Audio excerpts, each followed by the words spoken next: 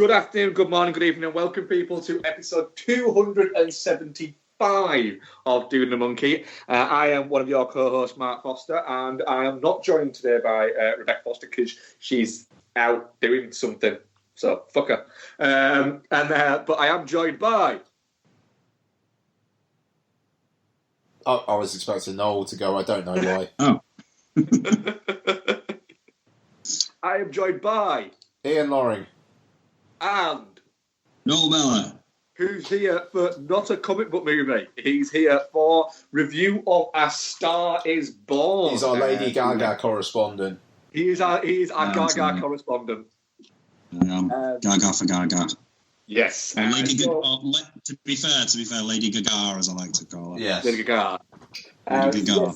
Yes. We have reviews of A Star Is Born, the Bradley Cooper and Lady Gaga film.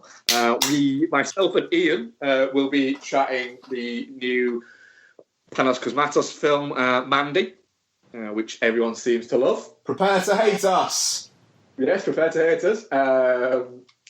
I will also give Becky's reviews of Mandy. I won't give her a review of Star Is Born because she wants to talk about it herself next week.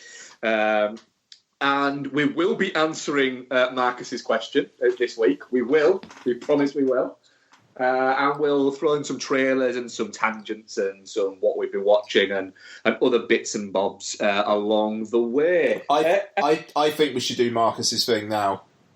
Let's do it now. He's been waiting weeks, bless him. Let's do it. I shall let you read it out and then we shall discuss. Hi, guys and girl. Sorry, Marcus. Enjoyed the Nunjuring episode. It made me want to watch a few horror films. Not really a fan of the genre, but I've seen many of the so-called classics which haven't done a lot for me personally. So, I had a quick scan online and found the list above. This is Collider's list of the best horror movies of the 2010s. And got a couple of questions for you, 3 or 4, if Noel is on the episode. Noel is on the episode, but it is still free. A, what are your overall thoughts on the list? And B, what's your top 3 horror of recent years? And he also says, big up to Becky, whose dynamic I wasn't sure would work, to be honest, but is a fine addition to the team. Regards, email correspondent Marcus Izu. So, thank you for the kind words about Becky there, Marcus. She genuinely did go, when she read that, oh, like that. I can imagine her doing that. So, I'm going to go through this list. She has said she will answer, even if we cover this question, she will give her answers for this next week because Becky does do research and stuff for shit like this. It's a big old list, this. 51 fucking films, so I'm just going to do the top 10. Yeah. Okay, so 10, The Loved Ones. I enjoyed the Loved Ones. No, hang on, that was 18. Fuck's sake, sorry, I just misread the 8. But I liked it as well. Right, 10, Cabin in the Woods. 9, Insidious. 8, The Conjuring. 7, Shit Follows. 6, Under the Skin. 5, The Witch. 4, Shutter Island. 3, The Skin I Live In. 2, Get Out. 1, The Babadook. Oh, fuck off! Right. Can you send me a link to this? I thought I did. Oh, did you? It was like last week, though. On email or? Yeah, to the Film Rant one. Okay. I'll do it now. Is it Hotmail? filmrantnoel@gmail.com. Oh, Gmail. Oh, even though Mark's just sent you a link. There you go. On the old WhatsApp. Now, first off, when was this published? Because I reckon 2017. Every year, if this was redone, I genuinely think It Follows and The Babadook would start going down that list pretty fucking quick. And not just because I don't really like them that much. It Follows, I rewatched it. I was better with it, but I still don't think it's great. I think it's very interesting that his new one, Under the Silver Lake, is getting no buzz, and people seem to be very pissed off about its male gazeness. And yet people were fucking jacking off over It Follows. The Babadook, just not having it.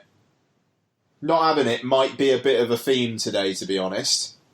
But I'm not having it. But then again, The Witch, I really like The Witch, and Mark doesn't really like The Witch. What I was saying is, I'm just going to go through the top 10 again, and just sort of give my quick little views on that, and I'll give my 3, and then we'll bounce around and do it from there, just so we can get properly into it.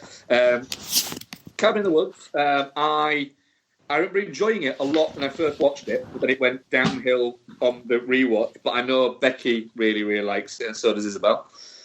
Insidious, I think, is fantastic. Yep. The Conjuring, I think, again, is fantastic.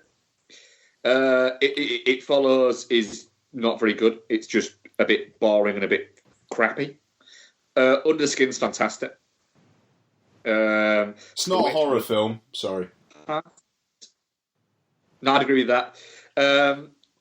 Shutter Island, I'm not sure this is a horror movie. But it's a gothic horror, but is it though? I'm not sure on that one. It's got kind of like a classical horror style to it. Yeah. Fair enough. I'd say it's more of a horror than Under the Skin, which is sci-fi. The Skin I Live In, that's a very good show. Because I'd almost forgotten about that, and that's a really good film, actually. Get Out is very good, and God, horror is on its arse if that's the fucking best one of the noughties of the past, 10, 15 years. Jesus fucking hell. Fuck you. It's... Is The Guest a horror? That's number 11. Yeah, no, The Guest is not a horror film. It's just not.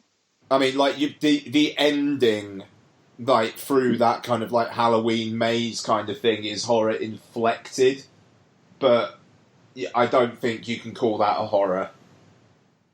No, I don't think you can.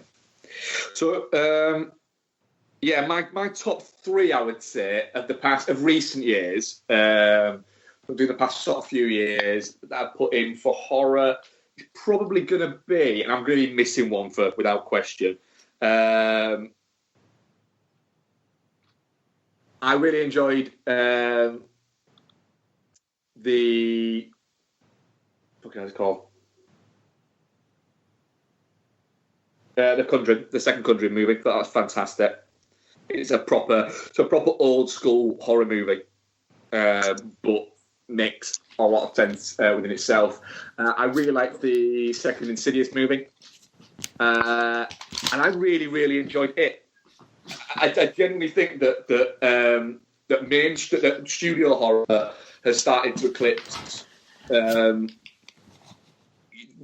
sort of the more independent genre-based horror in terms of how it's coming out, because you've got real sort of like studios are partially funded by Blumhouse, people like that are looking and going, look, we can make horror movies for really quite cheap, but if you strike gold with it, you make an absolute fucking fortune. They're such low risk outputs for them that they're getting really sort of creative people out there to make them, and they're making them in really creative ways.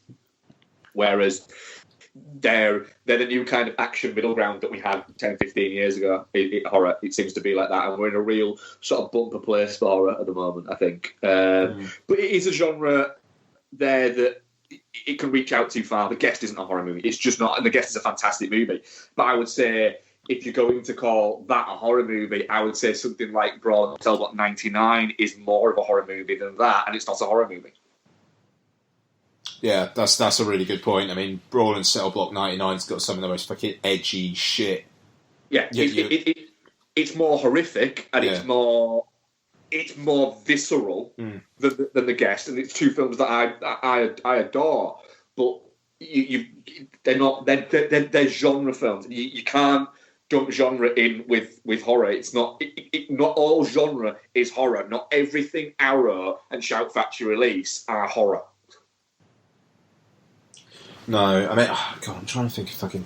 I mean, because in terms of recent stuff, I mean, I was really fond of It Comes at Night, Oh yes, I forgot about that. I really like that. Yeah, it's a really good film. Just like a really fucking like paranoia fueled nightmare of a fucking. And that film has the kind of like the weird, subtle, in the middle of the night kind of terror shit going on in it. I mean, just like the fucking who unlocked the door. You know what I mean? Like, yeah. I love the fact that yeah. I don't know. I don't want to say too much, I suppose, but yeah, fucking hell. Oh God, what else? What I would say, I've got a few here actually. If you're looking for horror, what's often best to do, rather than looking at what people think are the best 1, 2, and 3 horrors of the year, look at what people are putting consistently as 6, 7, and 8, because they tend to be the really fucking good ones, and the 1, 2, and 3 tend to be the ones that people think are the better horror films. No, what are you going to say, man? I've got a few here. I just had a quick scan through some of my old Letterboxd and picked out some. So does this have to be from the 2010s? Like nothing before that? Well, that's what this list is. Yeah.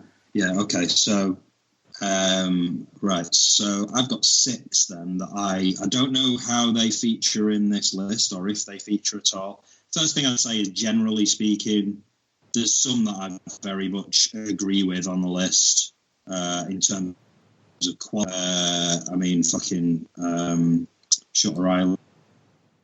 Escape Kill is a film that stars Annalyn McCord from Exit, where she plays a fucking psycho in it. Nice. Yeah. And it's part kind of hyper-violence, part comedy and part romance. It's an hour and a half long, and it is on Prime Video. Oh, excellent! Oh, and honestly, mate, a couple of beers and watching that movie is a good time. That might do me tomorrow night, actually, because Claire's not around for a couple of days, and yeah, I could definitely do with a bit of that and a couple of beers. Yeah, nice. Yeah. It's sweet. It's a lot of fun, that. And she's stunning, so yeah.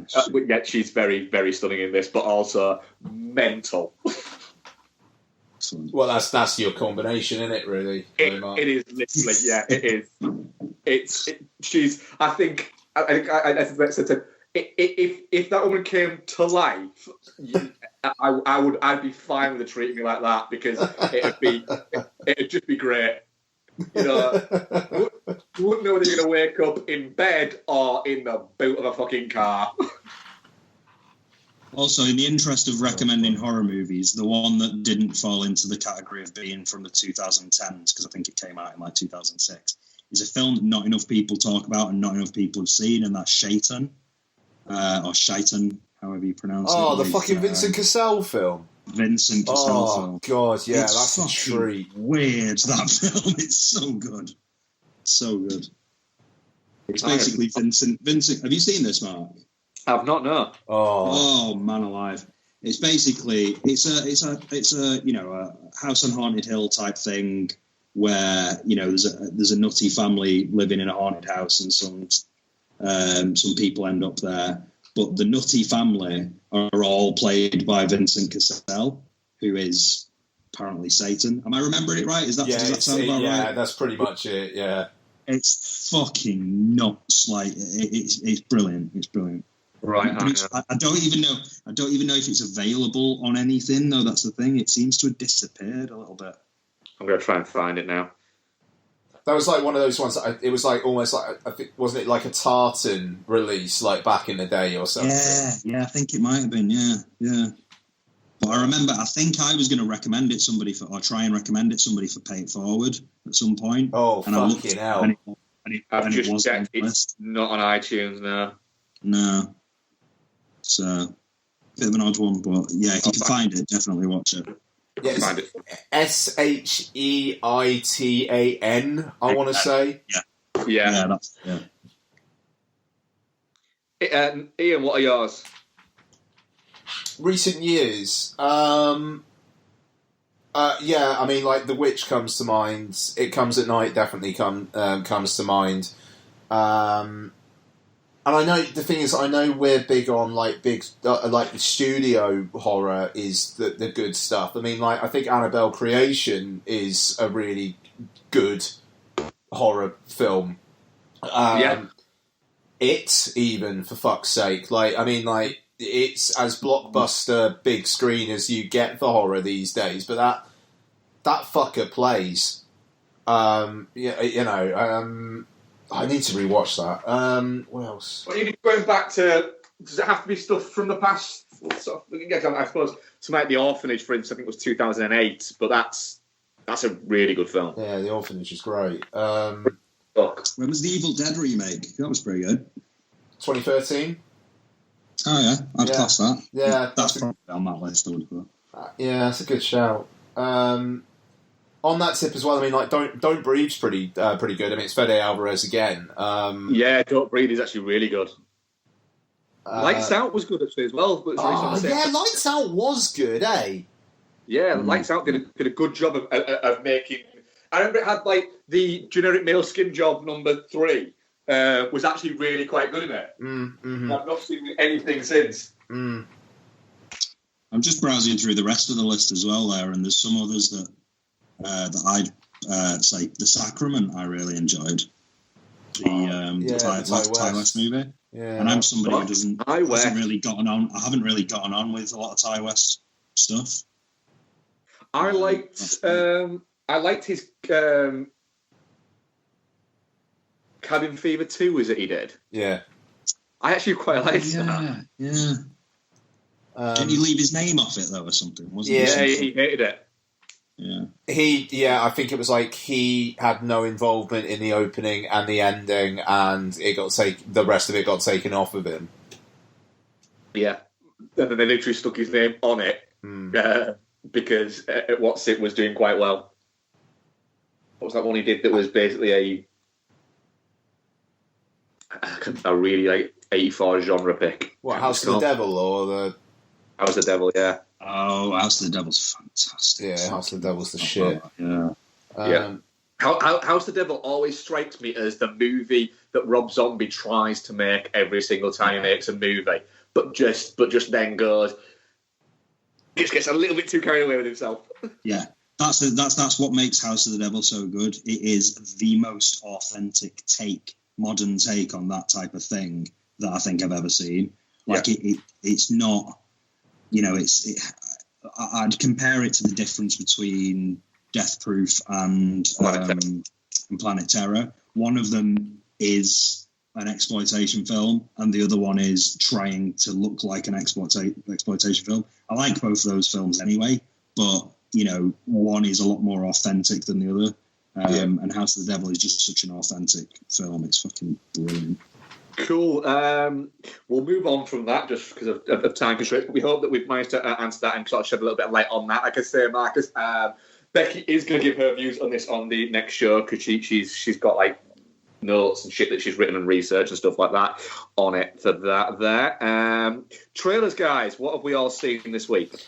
I almost don't want to talk about Pet Sematary until Becky's here, to be fair.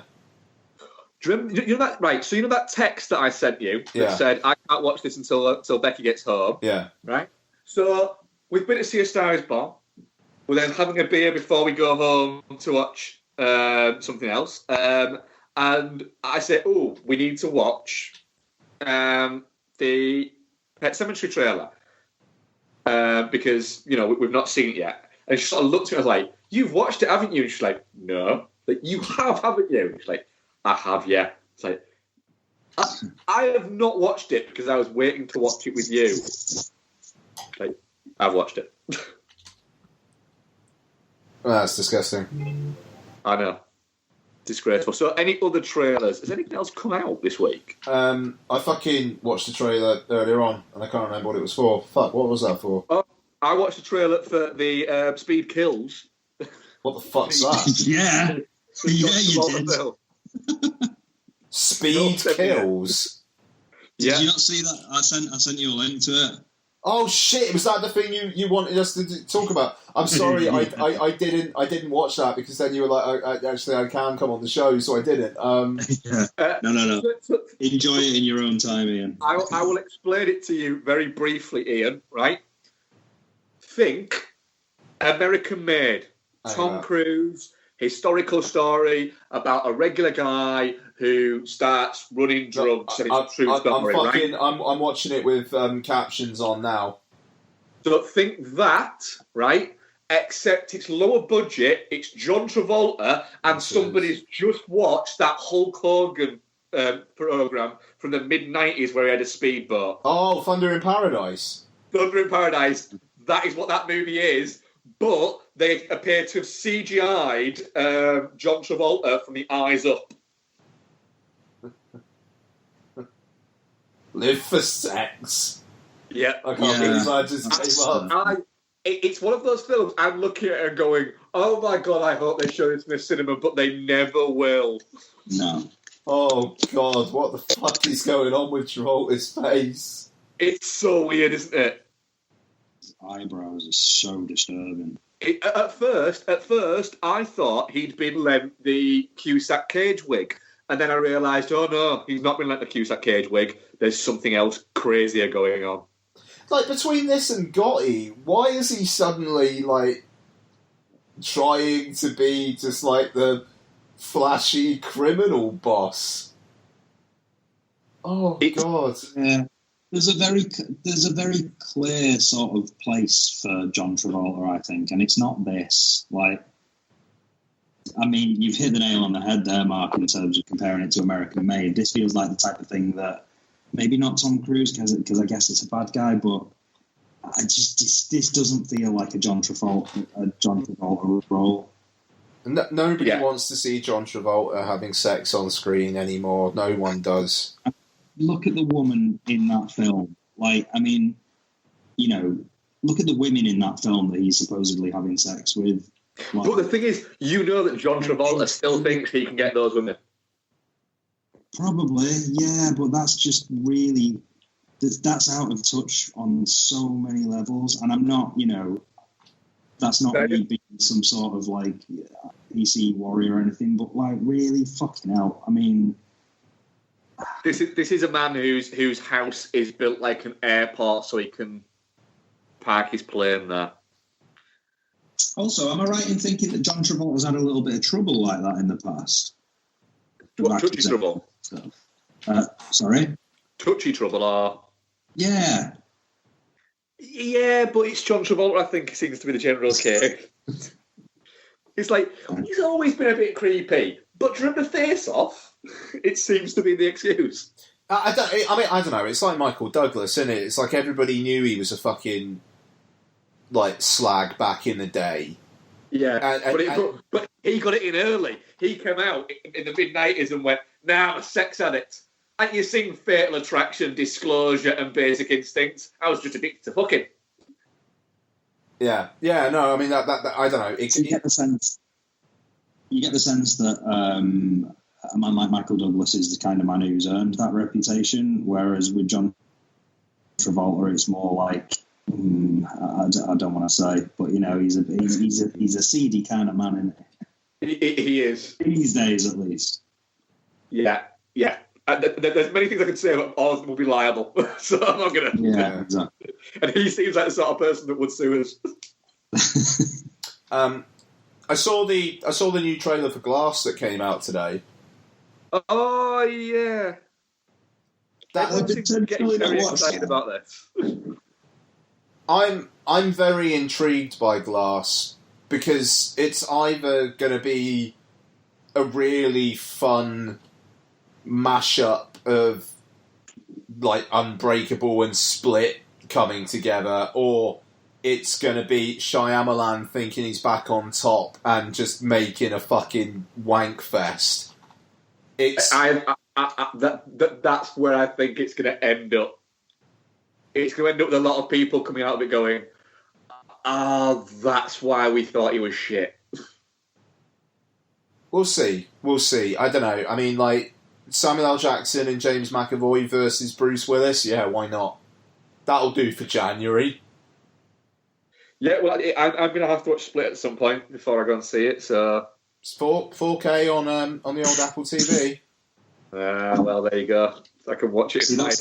I'll hate. That's why I've not watched the trailer for this just yet, because I've seen Unbreakable, but I don't remember a fucking thing about it because it was so long ago. I've not seen Split. So I feel like I might just wait until this film is about to drop, watch them both, and go in completely fresh, and just blast myself with that universe for a week, regardless of whether or not I like it. Just torture yourself. Watch a briefly go. I didn't like that. I better watch the next one. Well, maybe it gets that. Maybe it's like Breaking Bad. Maybe it gets better after you've been watching it for 6 hours. Yeah. No, I once calculated that it's 18 hours apparently before it gets really fucking good. So any of the trailers, because I'm looking and I've not watched anything apart from that Speed Kills. No, I'm out. Cool. I don't remember anything else. No. Right, apart from Pet Sematary, which I won't be here to cover, so I will say I don't know what everybody's getting excited about, right? That's the end of it. That's all I've got to say.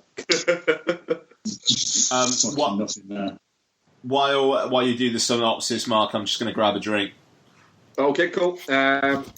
So our big review is for A Star Is Born, which is Bradley Cooper's directorial debut. He also stars, and he co-wrote it with Eric Roth and Will Feathers. It stars Lady Gaga, Andrew Dice Clay, David Chappelle, Sam Elliott, and it is, well, it's the fourth remake, I believe, of A Star Is Born. This one features Bradley Cooper playing Jackson Maine, who is a blues rock musician, would you say, Noel? Would that be accurate? Yeah, absolutely. Yeah, I'd say he's a blues rock musician who is... There's a dose of country in there as well, maybe, as well. Yeah, definitely, yeah. He's still very popular, top of his game, but he's very much in that kind of ilk where he's very much a musician's musician, I'd say, is what he's given across within it. He's somebody who is very much about the power of music and the belief in that he's got things to say and that his music says things. That he's also a raging alcoholic and drug addict, and he, in his quest to find a bar, happens upon hearing Lady Gaga's character Ali singing Livia and Rose, and a whirlwind romance starts with the two of them that leads her to getting a career and him fighting and battling his addictions. I'm going to go to you first on this, Noel, because I'm not sure if Ian's back quite yet. So, I literally just came back, but I want to hear Noel. Yes, Noel, what did you think about this film? Cool. Well, I'll say there's a lot in this film that's familiar, not only because it's a remake of sorts, but it hits beats that we've seen before, and I think the fact that it touches on things like alcoholism, there are elements in addiction and stuff like that. There's a lot of stuff that we have seen done before, but despite that, I am astounded by how knocked I was by this. I really, really liked it, and it's properly stuck with me as well. I've thoroughly it was from the moment it started, that first gig scene with Bradley Cooper as Jackson. What's his name? Jackson Maine. Yeah, Jackson Maine. That first moment on stage, I was just like, "Oh right, no, I am right there. This is great." And then I started to enjoy seeing his character and his mannerisms, and I've read somewhere about how Bradley Cooper is friends with Eddie Vedder, or maybe somebody had told me Bradley Cooper is friends with Eddie Vedder, and apparently Eddie Vedder had said, "Oh, I'm not really sure you should do this movie," and Bradley Cooper said something like, "Fuck you! Not only am I going to do it, I'm going to base his mannerisms on you." So I was kind of enjoying just looking out for those sort of little things. And the thing is, it is, if you see the way that he does it, if you ever see Eddie Vedder like in candid stuff, that is what he's like. He's very much that sort of head down, sort of, sort of, and then constantly tucking his thing behind his hair behind his ear and stuff like that. That makes perfect sense, actually. Yeah. Yeah, and I was enjoying just that side of it and getting to know this character, and then obviously I'd tried not to hear anything, but the sense that I was getting was that people were kind of surprised by Lady Gaga. I'm a huge fan of hers. I have been for a long time. Her music and her generally, I just think she is genuinely great. There is no irony there at all. I do love her. She's a proper, what I would say is she's not a... she's not bullshit. Like Katy Perry, for instance, is a pop star. Yes. Lady Gaga is an artist. She's an artist, exactly. Like David Bowie was. And that became very clear to me very early on in her, well, I say very early on in her career. I think it was around the Bad Romance time where I sort of got her, and I just sort of went, oh, you're that. Brilliant. Let's have more of that. So I was keen to see what she'd do, and I think at first I was probably overanalyzing her a little bit, and, it is a very natural performance. But then the fucking scene where he gets her on stage, kind of not against her will, but you can see it on her face where she's like, I can't do this. This is fucking mental. And then there's a decision that she makes where you can see the process where she's going, if I don't do this, I'll regret it for the rest of my life. Yeah, and she just finds herself walking across the stage. The moment she starts singing, I'm just like, fucking, you have just take everything. I'm here. I'm fully here for all of this. And whatever happens from here on in, my dick is in your mouth. I just thoroughly enjoyed it. Absolutely loved it. Ian, what did you think? Yeah, I mean, my dick's in Bradley Cooper's mouth as well, in fairness, I mean, like, just dick all over the place, to be fair. I don't know, like, they're talking in the film about how there's, like, 12 notes and it's all about how you perform them and I kind of feel like that's how it is with Star is Born. It's like it's doing all the familiar stuff, but it's doing it in such a kind of an impactful way that it never feels cliche, even though on the face of it, there's a lot of cliche stuff there. It's an insanely fucking assured directorial debut. I mean, the fact that this was going to be Clint Eastwood directing with Beyonce Knowles in the Lady Gaga role, I don't even know what that would be. Will Smith would not be having this. We would not be having this conversation right now. I'll tell you that much. Will Smith was going to be in the Bradley Cooper role. Is that what it was going to be? Yeah. Who? Sorry, who was that? Will Smith. Jesus wept. I mean, Clint Eastwood directing that. Yeah.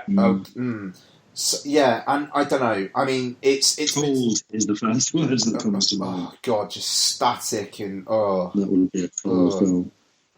I mean, it from the off, Cooper is just like, right, I'm fucking doing this shit, and he rinses it. I mean, like, Shallow is obviously like the big song, but Black Eyes that he does at the start is a fucking belter. I don't know. It's just he knows what he's doing.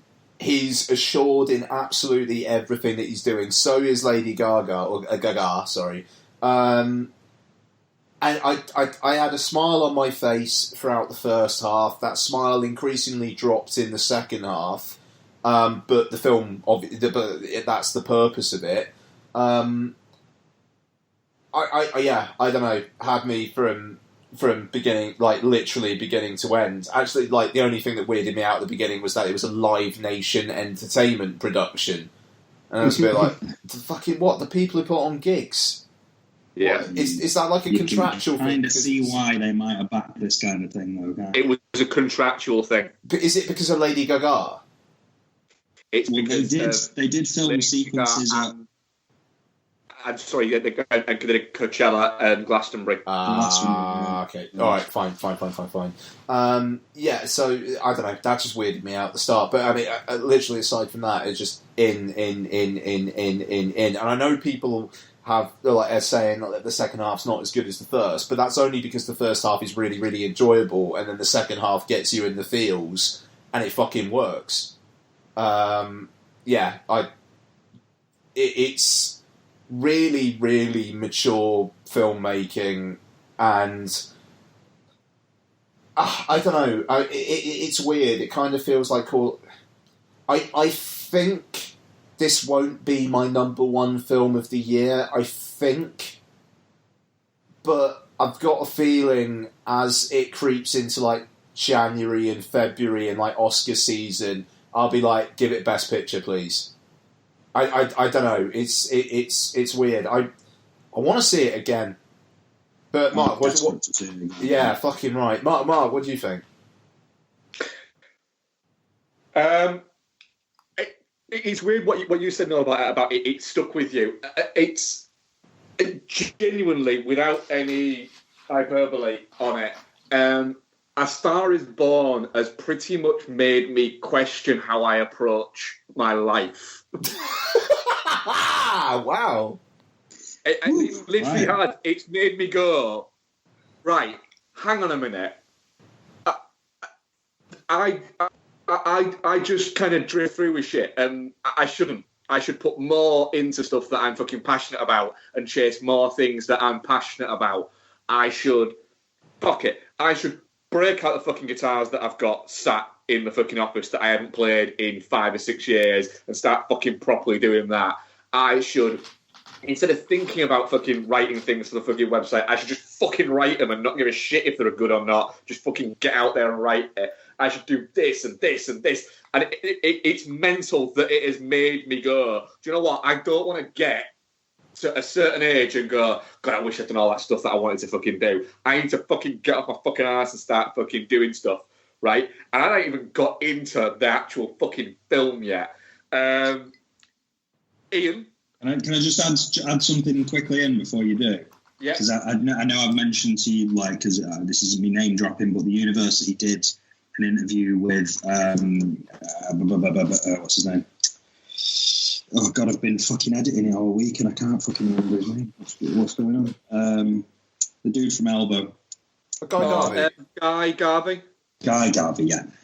So I've been editing this audio into a podcast for him, and some of the stuff that he says in it's great. And also, he seems like the fucking nicest guy in the world. But he's going to be a guest lecturer at our university talking about songwriting and the art of songwriting and stuff like that. And one of the things he says, the bits of advice that he says he's going to pass on to students, is you should never let the fear of as soon as you let things like writer's block become writer's block isn't a real thing until you acknowledge it's a real thing, then it becomes a real thing.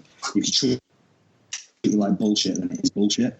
And if you want to do stuff, he says, like, if you sit down and the words you write, for example, if you sit down and the words you write are absolute bullshit or absolute crap, it doesn't matter, because if you sat down the next day, that stuff would still be in the pipeline and it had just come out then. So you get it down, you write it, and you forget about it, and you move on to the next thing, and you just keep writing. So anyway, sorry, felt like a relevant point there, but yeah, no, absolutely. And I think with the film, I was like you said, when it opens with that, and you look at it and you go, right, I'm about to watch a film where Bradley Cooper is playing a rock star. And he fucking looks like a rock star, and he fucking sounds like a rock star, and he moves like a rock star. And you're going, right, I'm fine with this. And then, and I mentioned this briefly when I chatted to Ian last night, the title card, when that comes across, and that A starts coming in red, in big red on the screen, and then it drifts across, and she is in the middle of it there, going up there, singing Somewhere Over the Rainbow. Beautiful. I was like, right, okay, you now have to lose me. Can I just ask, was that a reference? Is that how the title appears in one of the other films? It's not how it appears in the 76 one. So. Yeah, 76 was very similar, yeah. And I'm then... No. The 76 one's not like that. I was wondering if it was like one of the older ones or something, because it feels very classic. It's one of them, yeah. And I was like, that's it, you've got to lose me now. And you haven't actually properly introduced the characters. Sam Elliott hasn't arrived yet. David Chappelle hasn't arrived yet. Fuck. This is going to be what is it? And by the last 20 minutes, I was pretty much blubbering throughout all of it. Once Lady Gaga appears, when she appears, I mean, that scene where he's saying, you're going to come out, I'm going to sing it anyway, so you might as well join me. Like you say, you can see her thinking, I don't want to do this, I don't want to do this, and then going, fuck it,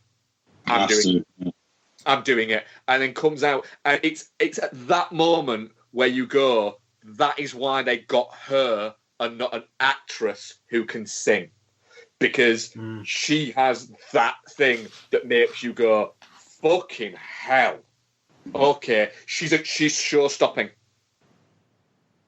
Well, the nuance in that, the nuance on her face at that point as well, where you sort of, where it's like, her face is saying no, but she's still walking across the stage. Yeah. Like, can you imagine Beyonce trying to pull something as she can't, as that? She's too robotic. Beyonce has not got a humbled bone in her fucking body that she could pull that off. Whereas Lady Gaga, it is very much about the performance. She's a serious artist who happens to be also a very, very popular pop star. Bradley Cooper, I think, is incredible in this. Going back to what you were saying there earlier, Ian, is this might not... I was very surprised if this isn't my film of the year at the end of the year, but it might not be. But what I will say is this film is a Best Picture winner. It has to be. Otherwise, the Oscars mean nothing. That's going to be fucking fascinating. Like, it's... It ticks every single beat. It is an incredibly assured directorial debut from Bradley Cooper. Matthew Liberty, his cinematography is incredible in it. It's just everything about it. I absolutely adored the workings of it. The fact that Cooper gets everything. I didn't know about the Eddie Vedder thing, but it makes perfect sense now. Yeah. But to create an inflection on him where he constantly has to keep asking people to repeat things and leaning in because he can't fucking hear things he's got tinnitus is brilliant. Fucking Sam Elliott could win a Best Supporting Actor for a look whilst reversing a truck. Yeah, and that was fucking heartbreaking. It's when he's fucking haunting that. It's one of those things you can't stop seeing. It's his eyes.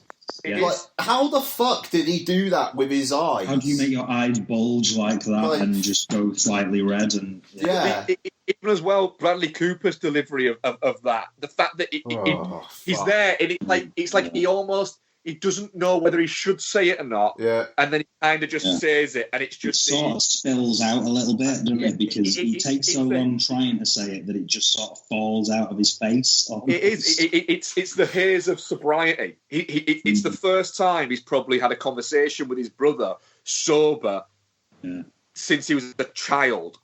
And that's established within the movie that he's music... Being a rock star hasn't made him a drunk. He was a drunk who became a rock star, and that's kind of hidden it for that there. And like I say, it just falls out and it crushes Sam Elliott. And then from there on, it's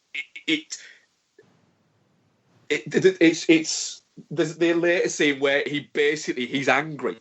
Oh God! When he's just like, it wasn't your fault. It wasn't your fault. It wasn't my fault. It was his fault. No, that's it. And at that point, I was thinking he's going to say it's alcohol's fault, it's his dad's fault, or anything like that, and he doesn't. And it's very brave of Bradley Cooper as a writer and a director in the times we're in right now to go, it's his fault. It's his fault because there's an argument to say it's not his fault. It's not his fault. But Sam Elliott's character, he believes it's his fault. He had every opportunity to not become his dad, and he does. And it's not. The film isn't trying to tell a statement. It's trying to tell a story, and that's what's important.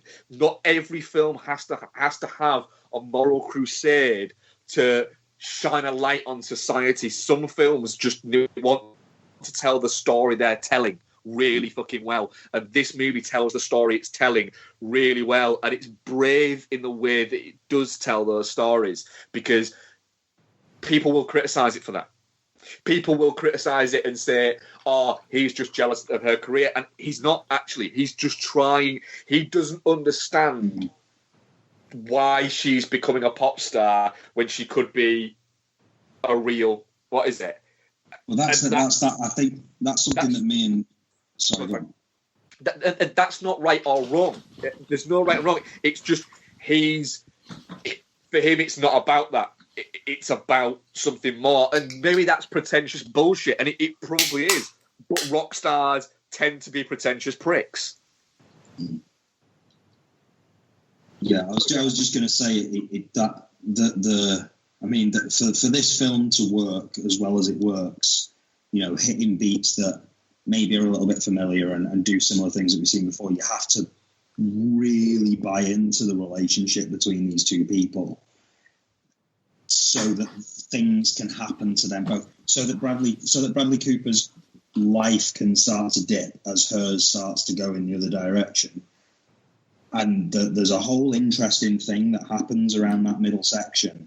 Now, I think people who maybe criticise the second half of the film and stuff like that, they're looking at the wrong things, because I think there's a whole interesting dynamic there, and it creates a discussion around control and Bradley Cooper's loss of control of himself, and how you as an audience maybe perceive this as being him trying to control her, which initially Claire, like me and Claire were talking about it afterwards, where she was like, there were moments where I couldn't tell if he was being controlling or if he was looking out for her, and I was like, well, no, that's the point. He just doesn't understand.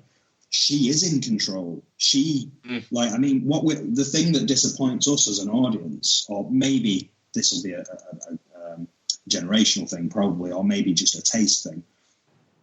The thing that disappoints me as a viewer watching this, and I don't mean disappointed in the film, I mean disappointed in the direction of the story and stuff like that. The thing that disappoints me as a viewer is the fact that she has the opportunity to be, I don't know, Stevie Nicks, and she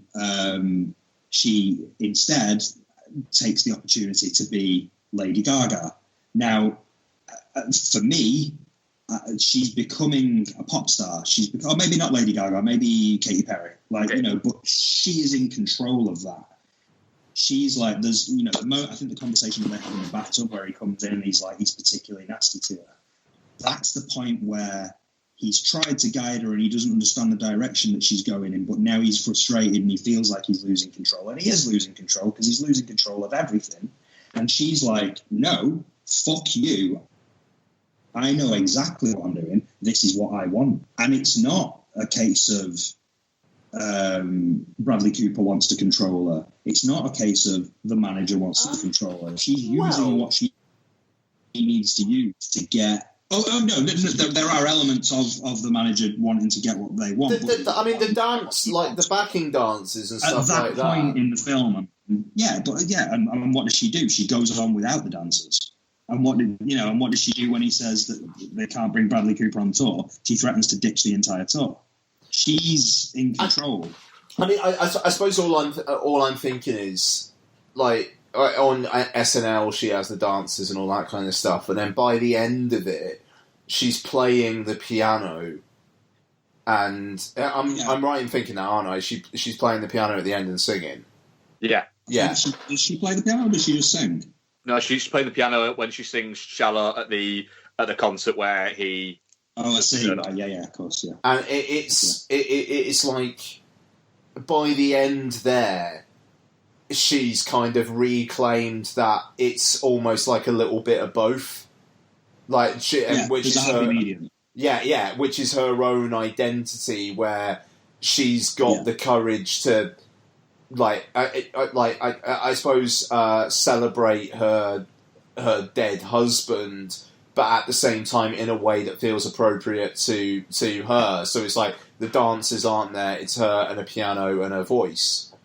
And it kind of that feels like that at the end there is a star is born, as opposed to a pop star is born, which you would get from like the Saturday Night Live kind of stuff.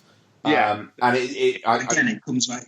It comes back to her becoming a musician with some sort of longevity. She's gone substance. She's becoming a Lady Gaga type character in that. Look at what Lady Gaga first was, and then what she became a bit more of, and what she is now. She's someone she's done a bit of this, and now she moved on to this, and now she's this, and now she's that, and she's got that staying power in the same way that maybe a Katy Perry doesn't. Yeah. So it's nice to see that. This isn't a simple arc in that regard. It's nice to see that she takes a bit of all that and takes it forward and stuff. It's just there's fucking plenty there, isn't there? There is, and I get the feeling that there's, because it's what is it, 2 hours 15? I think it is something like that. Did not feel like 2 hours 16. It doesn't feel like it because, like you said, that first hour and a bit, I'd say, is a real nice kind of like it's nice and it's a bit of a romp and it's a whirlwind kind of romance bit, and then the next hour is just it gets into the more unpleasantness of it all, and his drinking becomes, it goes from being something that he is to being something that the more. It's the more destructive force that you start to see, and she knows what she's getting into. She says to her dad before she goes off with him, he's a drunk. She's aware of that, but he's also charismatic as fuck. And he is charismatic as fuck. And he can wear the shit out of a tan cord jacket. And I mean, it's even like she doesn't go in there like I can change him. No? Like, she kind of, to an extent, accepts him for what he is, and it's only when he kind of, like, fucks up the first time when he goes missing. Hey, right. Yeah. And then you've also got the bit where when they're in the hotel room after the gig, and she comes back in, and Sam Elliott's helping him into the bed. Yeah. There, you're expecting at moments like that there to be some kind of friction, argument between them two, and he's not. He's quite nice, but he is very much like, this is what he is. Yeah, this is what he is. She deals with that by again. So, but as well, he also pays her a compliment as well, and says he's never invited anybody up to sing with him before. So he's basically, without saying, he's basically saying to her, "You're not just something he was going to fuck. He likes you." But this is what, if you want to stay around, this is what you're staying around for.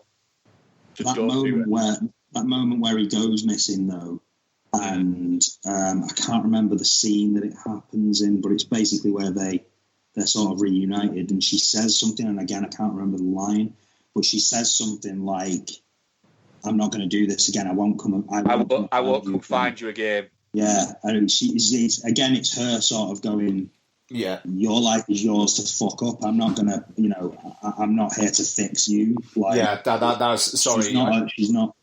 I got a bit interrupted there, but that was exactly. And forgive me, sorry, I was just helping Don with something. That was what I was referring to there. It is. All right. Yeah, it's like. When he fucks up that first time and he kind of goes missing and whatnot, and she's like, "Look, I love you. I'm not doing this again." The fact that she's not entering the relationship in a kind of like I can change him kind of way, which it kind of feels like, I haven't seen any of the previous ones, but it kind of feels almost like the fucking 70s version might have been that. Sorry. Sorry, it was a little bit like that, yeah. Yeah. 70s version. Yeah, it's a little. I think Chris Christopherson's character. I watched the first half of the. I'd never seen that one before, but on the back of this, I wanted to see it. So I watched the first half of it, and it is Chris Christopherson's character's a little bit more overbearing, and it is a bit more of a ingenue role for Barbara Streisand. You don't get the same feeling of control and sort of strength and self that I think comes across in Lady Gaga. Gaga, I should say. Yeah, I mean, it's one of those where I feel like I'm going to have to stop talking about it, otherwise I'll keep talking about it all night. It's a very, very definitely not shit. I almost started putting another category into it if we could have done it. I just said I was tempted to just put it's not shit. That's it. You've got one button. It's not shit. Just to say as well, the Sam Elliott reversing will stay with me. Yeah. Her when she's kind of doing her real vocal dynamics during Shallow, the first time will stay with me. Just like the way she gets into it, and the fucking shot, the wide shot of the garage and the dog sitting outside and him kind of like gently swinging in the little porthole in the garage door. Fucking horrible. That's gonna fucking. I mean, look, you guys were talking about staying with you. Yeah. That's probably gonna be with me on my fucking end day. Another shot that will stay with me, but is not a horrific shot, because that is horrible, but yes, you are incredibly right on that one, Ian, is there's a shot where I think it's when they're singing Shallow the first time, and it's a shot from behind them two, and they're both singing at the same microphone, and you've got a bit of a lens flare just wrapped around them, and the entire screen is taken up by them, and then just this circle of light just around them, and it is a beautiful shot. And for somebody who is making their first directorial movie, to be able to get a cinematographer to go, can you get this kind of thing, or to trust a cinematographer enough to get that kind of thing, it's just so assured. And the other thing is, their chemistry is incredible. Yeah. He's brilliant as this broken but brilliant man, and she is so incredibly charming in it. I think as well, it's an obvious one, but the ending is, you've lost him, and the moment where she sings, that is a very touching moment and performance of that song. But then when it cuts back, I was already there.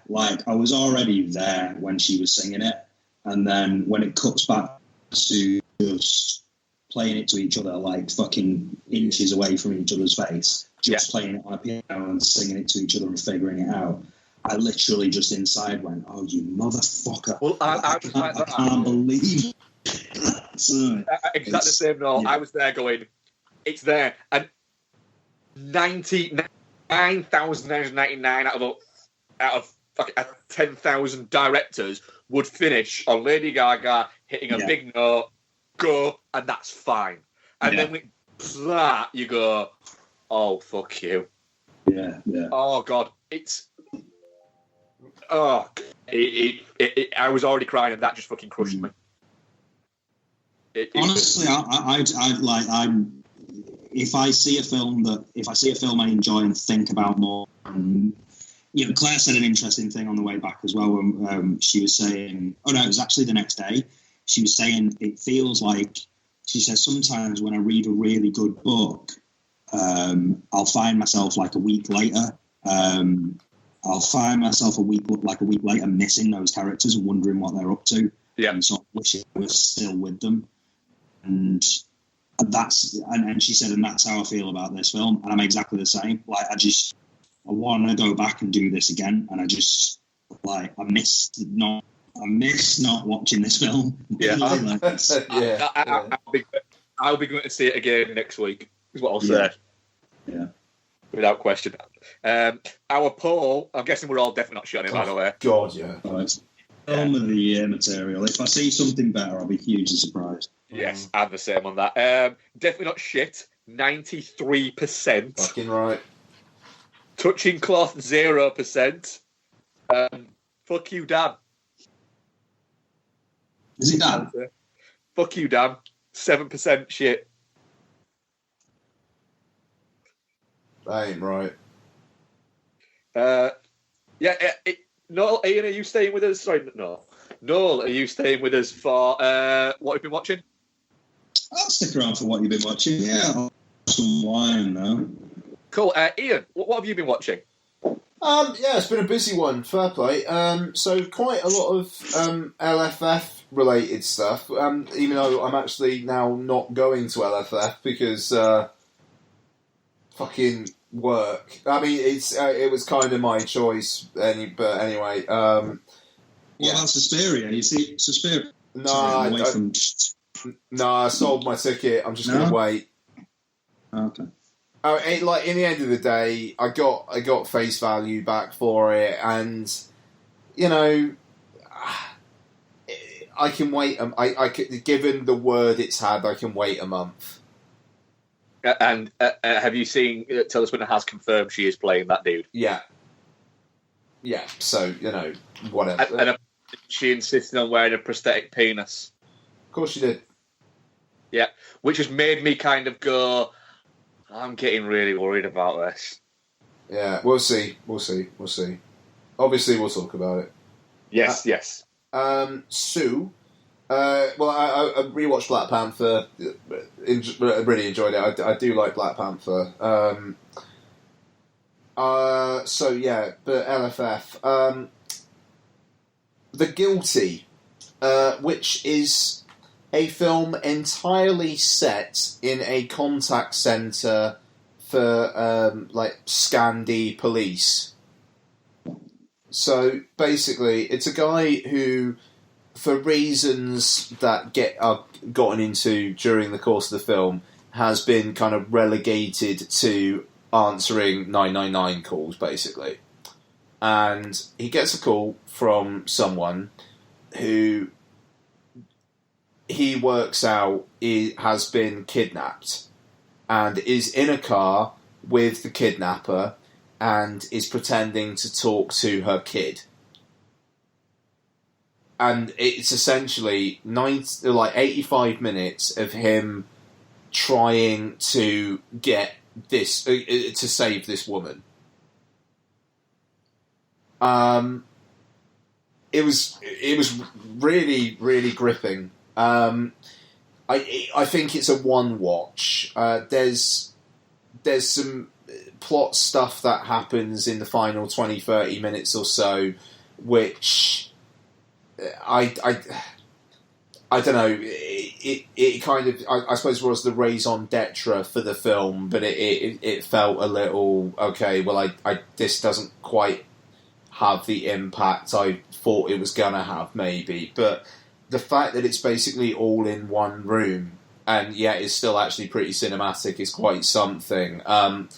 There's a lot of interesting stuff that the director does with the camera and with the sound design.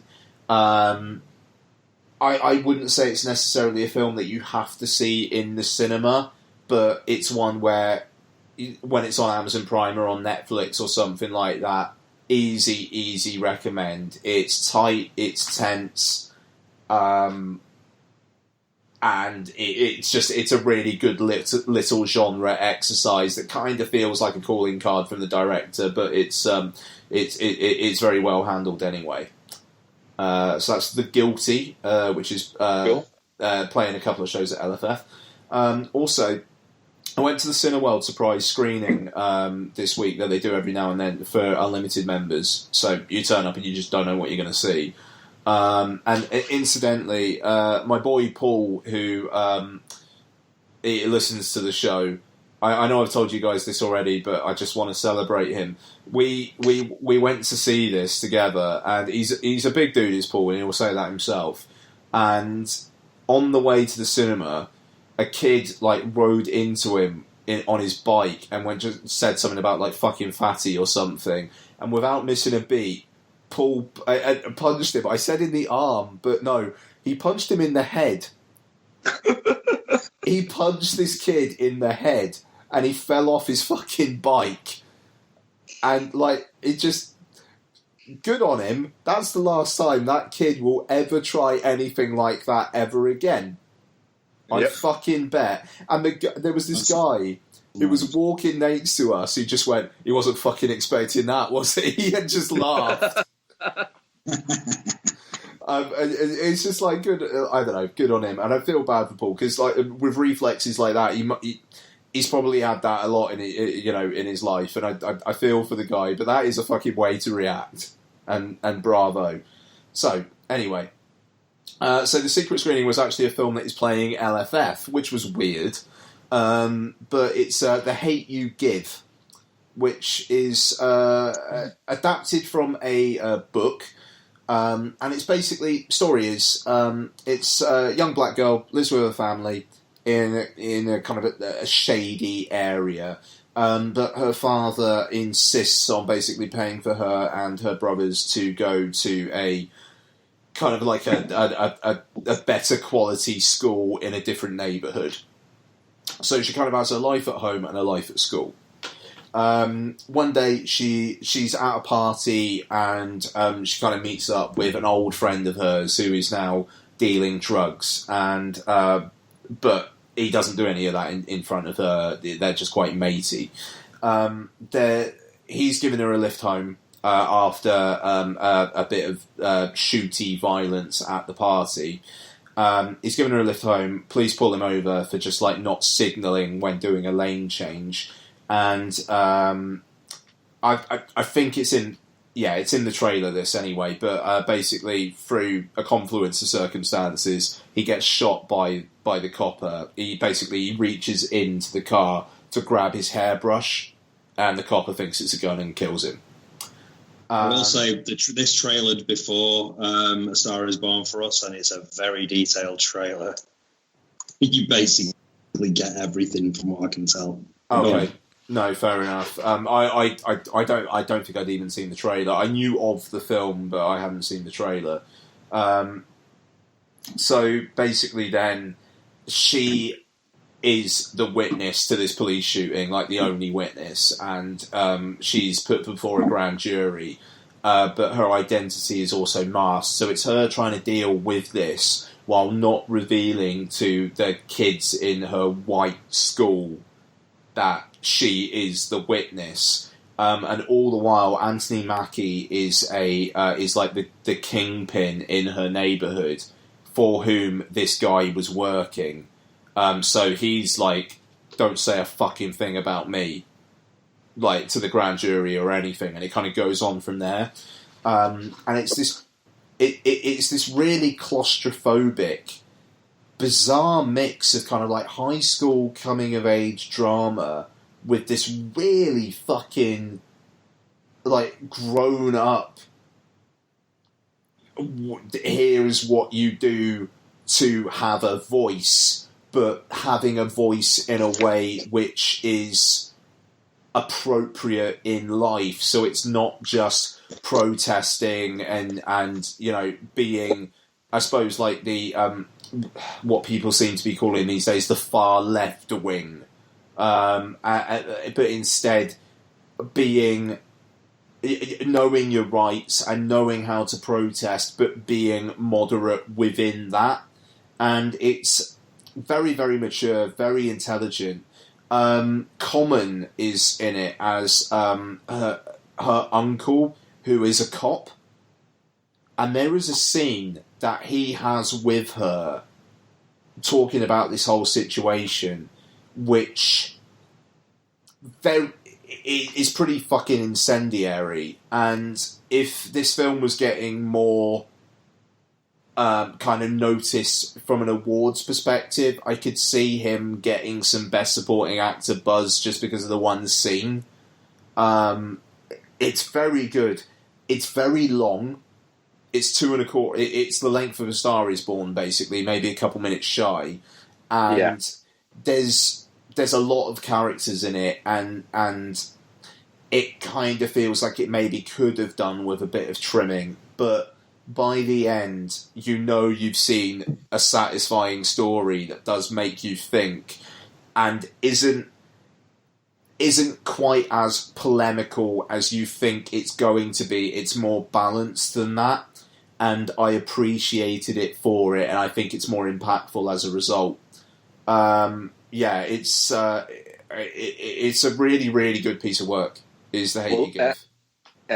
Isabel wants to go and see it because she loved the book. So great! Yeah, no, she'll have. I'm sure she'll have a really good time with it. It was really weird. The night when you saw it, I came up to do something with Isabel, the homework, and she said, "Oh, have you seen The Hate You Give?" Because it's been made into a movie. And I was like, no, that's weird actually. That Ian went to see it tonight. She went, all right, is it out yet? I went, no, I think it's out in a couple of weeks. She said, all right, can we go and see it then? I said, oh, yep, cool. And I completely forgot that she read the book last year. Yeah, I'd be intrigued to see your thoughts, but yeah, no, absolutely. And final one, very quickly.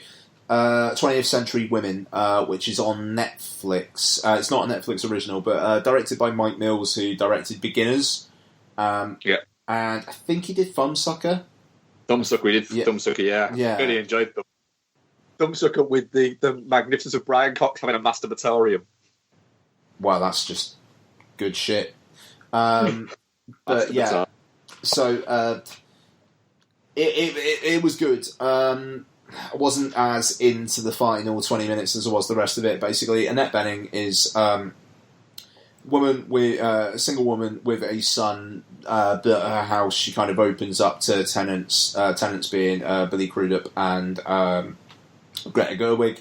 And her son is friends with Elle Fanning. She sleeps over at his house but doesn't have sex with him, but she seems to have sex with everybody else, and he's not happy about that. Because he doesn't really have a male presence in his life and doesn't really know women either, Annette Bening kind of asks Greta Gerwig and Elle Fanning if they can kind of teach him about modern women and how to treat modern women and whatnot, and it kind of goes on from there. Annette Bening, the whole cast are actually really good. It's really interesting visually as well. Mike Mills is a director who literally at one point puts on sequences from Koyaanisqatsi on it and says Koyaanisqatsi directed by, and I can't remember the name of the guy who directed it, but has shots from that and then does kind of like apes shots from that with his actors, and it's almost like, what exactly are you trying to do here? Are you trying to say that you are doing Koyaanisqatsi? I don't quite get what that is. But yeah, it's good. It's not amazing. It does very feel much like the kind of thing that Annapurna Pictures would finance, and that's one of the reasons why this week it's been reported in the media that they're in some weird financial trouble, because they finance films like this that make absolutely no money, but everybody feels very good about themselves when they release it. But I enjoyed it. It's on Netflix. It's worth a watch, but it's also like an hour and 50 minutes long and could have been shorter. Daddy didn't get to be a billionaire by losing money. Did you hear about that? I was going to mention it actually as a question for the show if I wasn't going to be on, but did you hear about that Annapurna picture as well, about the Fox guy that was like, it was days from being shot and it had like an insane cast, like Margot Robbie was in it and like a bunch of other people, including Rupert Murdoch, was going to be played by Malcolm McDowell. And then literally like a week before it got shot, the whole thing got closed down and all the financiers, is that the right word? Yeah. Pulled out of it. That's I'd fucking love to know what's happened there. There's some weird shit going on there. Really shady, yeah. For me, that stinks of Fox is going through a huge merger, and bits of it are being sold here and bits of it are being sold there, and we cannot have this. So somebody has said we cannot have this. I'd love to know who that is. Yeah. I mean, the thing is with Annapurna, just on a bit of a tangent while we're talking about it, I mean, it is fascinating because it's like they spent $38 million on The Sisters Brothers, the new Jacques Audiard film, and it's like, you spent $38 million on Jacques Audiard directing a Joaquin Phoenix and John C. Reilly Western. Can I just point out that $30 million is the same as the budget on A Star Is Born? Yeah, well, there you go. Like, Vice cost $68 million. And it's like, you know, and it's like, okay, cool. A lot of film fans are really looking forward to Vice. Is anyone else looking forward to Vice?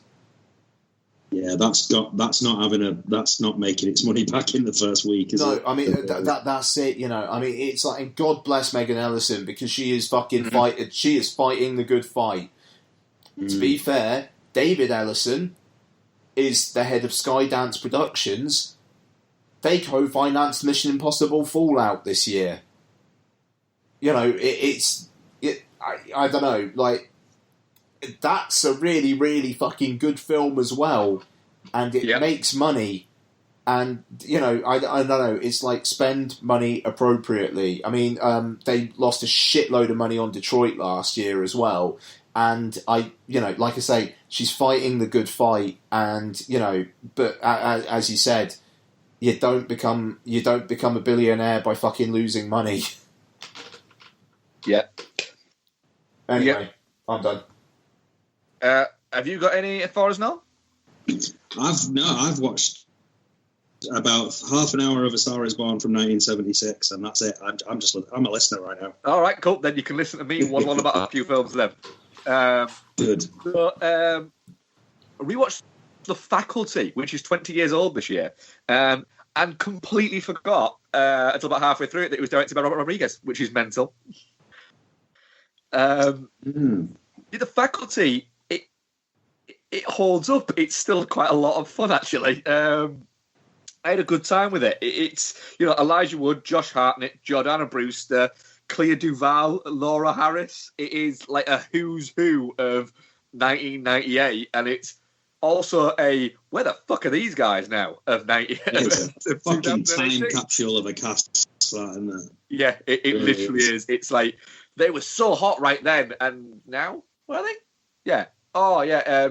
Fucking Elijah Wood just kind of like does whatever the shit he wants because he made some sick bank off the Lord of the Rings movies.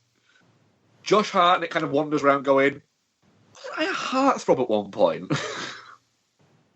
So yeah, it's an odd one, but yeah, I had quite a lot of fun actually rewatching The Faculty. It's a bit mental, and it's the CG is ropey as fuck, but it's fun.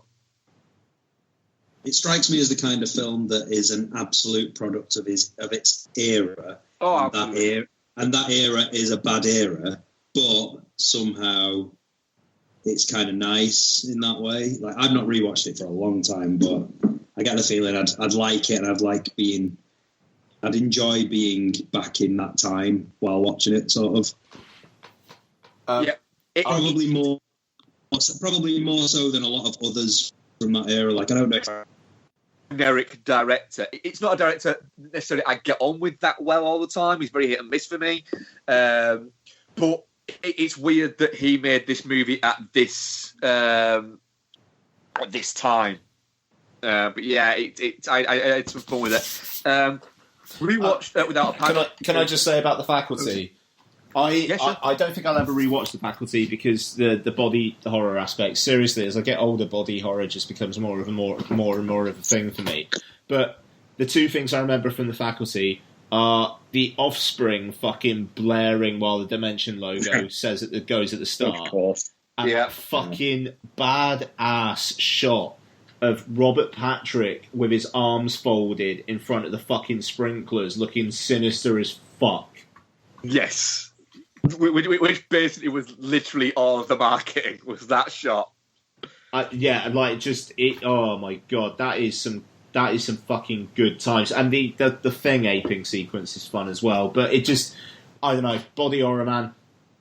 See, the thing is, the thing that attracts me back to a potential rewatch as well is not just that it's a body horror, but it's a body snatcher horror. And I do love a body snatcher. Like, I do love a body snatcher film. Yeah. That whole paranoia thing of, you know, what if I was the only one left? Like, that's something that's terrified me since I was a kid. So anything that has an element of that is always quite enjoyable. It's why I like the Stepford film so much. Not the more recent one, but the older ones. I can say body snatchers, just not little fucking fishy things fucking taking you over, going into you and shit. Nah, not having it. The weird thing is the rewatch of that all came from last week, a discussion on this very show about Josh Hartnett's hair. Very good. That guy needed a comb. He did need a comb. I also rewatched Without a Paddle because I rewatch Without a Paddle at least once a year because I will Somebody has to. Absolutely not have an idiot. Because somebody has to. Because somebody has to. Yeah, that's somebody. It's me. It literally is. It's on Netflix, and somebody must go, somebody's watching this again. Yeah. Do you watch it because you're worried that if you don't watch it, nobody will, and they'll take it away? Maybe, yeah. Is that how like films disappearing off iTunes works? And it's like Mark's just terrified of it. Mark's not watched it. Yeah, I think that's exactly what it is. And they go, nope, somebody's watched it. It's from the same IP as it was last year.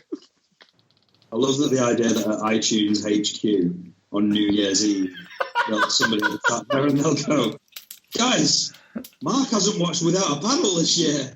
Well, we're going to have to get rid of it then. He must be dead. Switch it off. Oh, wait a minute. He's downloaded it now. Okay. Another year safe for Without a Paddle. Yeah. Up the price to $4.99. Matthew Lillard gets a check for like 8 cents and goes, kids, we're eating this year. Oh, fucking hell, that's funny. What else did I watch? Oh, in my continuation of watching iTunes Chevy Chase movies, which I am entitling The Chase Around, I watched Memoirs of an Invisible Man, which I've never fucking seen this, and I feel like I should see it before next week, just in case he does the fucking score as an encore. I don't think he did the score for it. Is this a Jonathan? Is this a John Carpenter story? Is it John Carpenter movie? Yeah. He doesn't do the score for it, though. But bits of it do sound like he has had something to do with it as well. But yeah, John Carpenter directs it, yeah. And you can tell John Carpenter directed it. What? Why did I not know that? Fuck me. Really? This is a John Carpenter directed film? Yeah, I need to watch it. Shit. Let's do that. What I will say is it's very worth watching. What I will also say is... Not for the right reason. CG holds up. The effects hold up brilliantly. Fuck off, Fuck off. They genuinely do. As long as the effects hold up better than the Photoshop on the poster. Yeah, they do. A lot better. I'm renting this bastard this week. We'll talk about it in Manchester. It's on Prime. It's on fucking Prime. It's on Prime, yeah. Oh. I bought it for $5.99 on iTunes, but that's because I'm buying every Chevy Chase movie that is on iTunes, and I'm calling it The Chase Around. And then once I bought all of them, I'm writing to iTunes saying, "Dear iTunes, put more fucking Chevy Chase on." Nice, a good plan. Is Funny Farm on there? I don't know. I've got 7 so far. Yeah. And Funny Farm's on there, and now you just said that you're going to buy all those films. You're going to have to buy Funny Farm. I'm going to buy it next. That's this week's. That's the least funny film you've ever seen.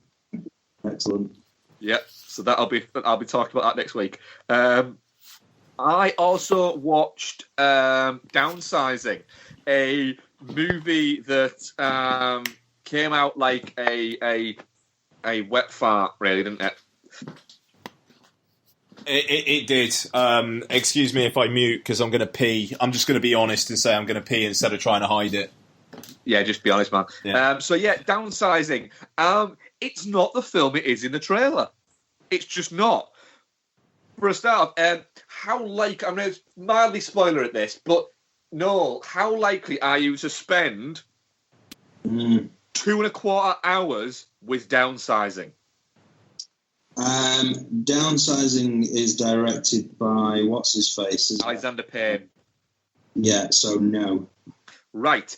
Then I can spoiler it mildly for you. Ian's peeing, so he doesn't get to what is it. But Connor wants to watch it. Right? Pam? Don wants to watch it. Yeah, Donna wants to watch it, but I think I already know what you're going to say anyway. Is it that Kirsten Wiig doesn't go down with disappears him? at 20 minutes? Yeah. It's it. I swear it's in one of the trailers, bud. After 20 minutes, that's it. She's basically not in the movie anymore. And it's 2 hours, 15 minutes long. Yeah, that's not how it's told, is it?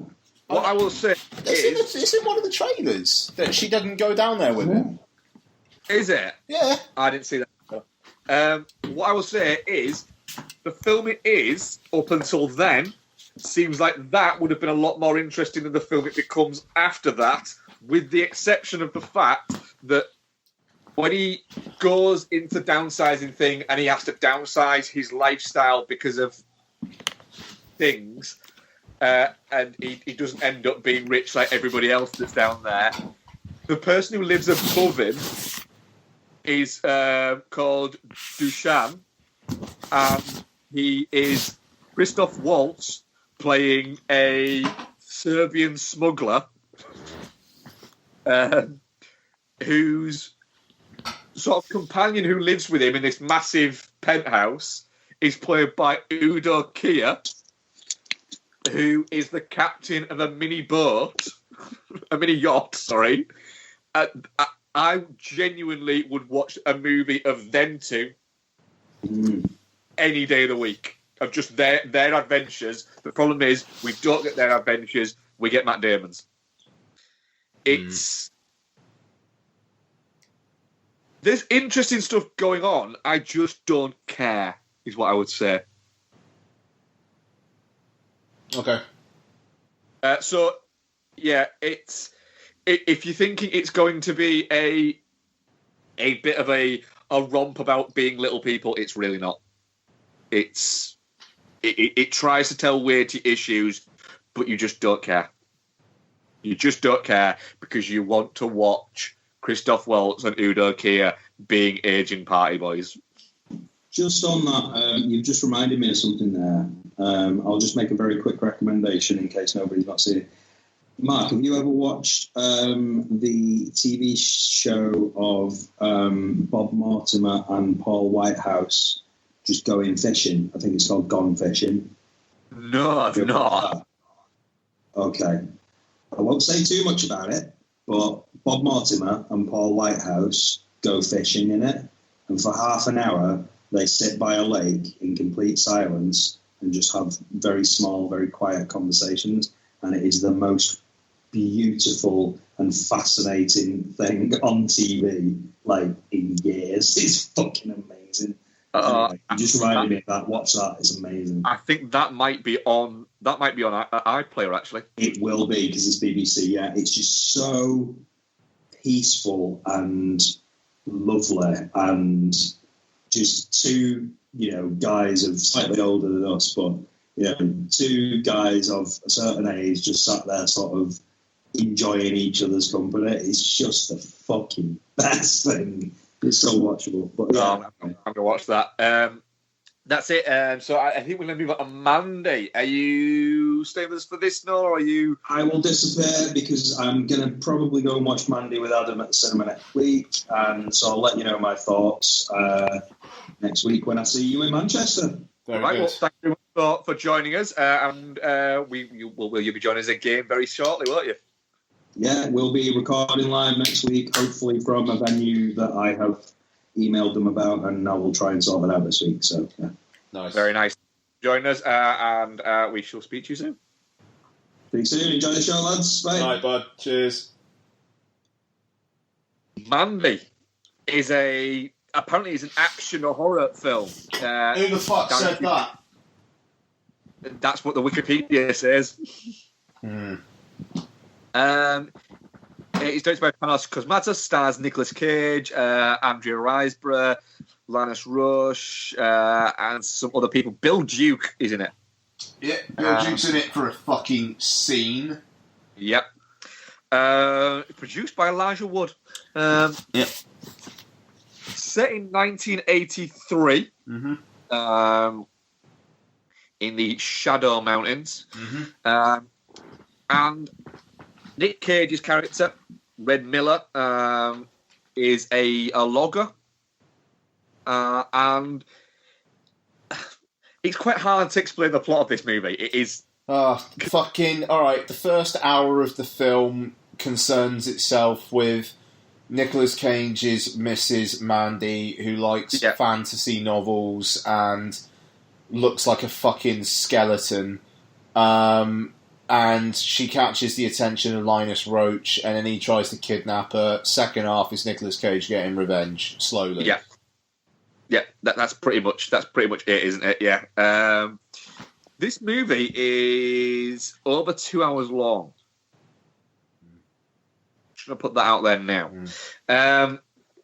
Ian, what do you think of Mandy? Because everybody seems to love it. Right. Nicolas Cage has made a lot of mad stuff over the last few years, and people didn't really seem to give a shit. Like Mum and Dad, Drive Angry, fucking, I don't know, Pay the Ghost, whatever, and Left Behind for Christ's sake. But because Mandy looks nice and has a score by Johan Johansson, everybody thinks it's amazing. I'm not, again, as I said earlier, I'm not having it. No. Mandy is the Emperor's New Clothes. It's a film which has moments which I enjoyed, but is 2 hours long and has an awful lot of stuff where I sat there thinking, I don't care. Every now and then, there's some car lights that come out of red mist that look like demon eyes, but then turn out to be a car, and I'm thinking that's an interesting visual. There's... I don't know. I like Nicolas Cage drinking vodka. You know, but I also liked a lot of this. I liked Nicolas Cage doing the hokey cokey in Mum and Dad, and you don't see that film getting 5-star reviews. I don't know. It feels like a film that people who felt they weren't allowed to like a Nicolas Cage film for the last 10 years can suddenly say they like a Nicolas Cage film because it's pretty. Yeah. I'm quite with you on this. I was pretty bored by it. There's large stretches of boredom. Because it's, like you say, there is some nice, sort of striking visuals, is what I would say. No, there are moments in this film that are like, that's fucking interesting. Moments. Yeah, but it's 40 minutes too long. Which I would say it's, you could cut out a good 40% of this movie and have a much, much better movie. Also, as well, we're not, Crazy Nick Cage isn't a new thing. And just because it's put into a crazy film, like you say, doesn't make it okay. I'm not saying it's not okay at other points, but it's a bit like, I don't know, it's a bit like people are allowing themselves to like a Nick Cage movie rather than just liking a Nick Cage movie. That's exactly what it is, and because they're allowing themselves to like a Nick Cage film for the first time in a decade, it's suddenly, holy fucking shit. Yeah. And it's said that the promise there's some really fucking, the him staring at the fucking camera covered in fucking blood at the end is a fucking great visual. Great visual. It's fantastic. The problem is, like you said, there's long swathes of this movie that are really fucking boring. It's I don't know, and it's interesting as well. This whole concept of fridging, you know, the killing off the woman so that the man has something to fight for, is a thing that has been really, really criticised, especially over the last year or two. Yeah. And this film is a prime example of it, and no one is fucking saying anything about that. It's, if you're going to have a problem with that, be consistent. In the end of the day, this is a film which gives Andrea Riseborough a couple of speeches at the start which seem to give her character more depth than she actually has, because basically after the first hour, she's been fucking burnt alive, and now it's just Nick Cage getting revenge. And as well, I will say it's while she's delivering these speeches, for instance, there's the one about is it the finches or something like that? Mm-hmm, mm-hmm. Let's say it's finches. It's a small bird. Her dad getting the fucking bag of I'm watching that going. Right, Panos Cosmatos is the type of person that if you were out on a night out, he'd start telling a story and you'd be there nodding and you'd be thinking, I'm going to finish this drink before he's told this story. And I'm not going to wait till he's finished telling it before I go and get another one, because I want him to know that I care that little about the story he's telling that going and getting another drink is more important to me. Sure. It finished and I went, all right, okay, that don't make sense. That's not a story you tell. Mm. It doesn't add anything to the character at all. It's just it's warbling. It's waffling. It's waffling of the highest order, and just because it's in an art house film doesn't give it any semblance of depth or poetic license or anything like that. It's just it's crap.